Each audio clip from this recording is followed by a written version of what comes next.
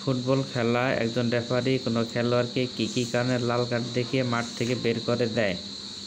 1 নম্বর, হিংসাত্মক ব্যবহার করলে, মারাত্মক ধরনের ফাউল করলে। যদি কোনো খেলোয়াড় মারাত্মক ধরনের ফাউল করে তাহলে তাকে রেফারি লাল কার্ড দেখাবে।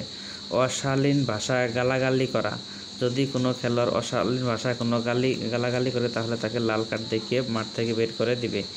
একই খেলায় একবার হলুদ কার্ড পাওয়ার পর দ্বিতীয়বার হলুদ কার্ড পাওয়া, যদি কোনো খেলোয়াড় একাধিকবার হলুদ কার্ড পায় তাহলে তাকে রেফারি লাল কার্ড দেখাবে। থুথু দেওয়া, ইচ্ছাকৃতভাবে হাত দিয়ে বল ধরা বা বাধা দিয়ে বিপক্ষের একটি গোলের সুযোগ নষ্ট করে দেওয়া।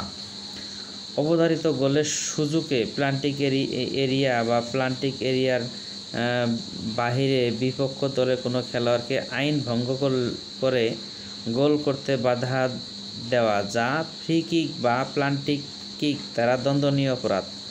এরকম যদি কোনো অপরাধ করে তাহলে এই খেলোয়াড়কে লাল কার্ড দেখিয়ে মাঠ থেকে বের করে দেবে।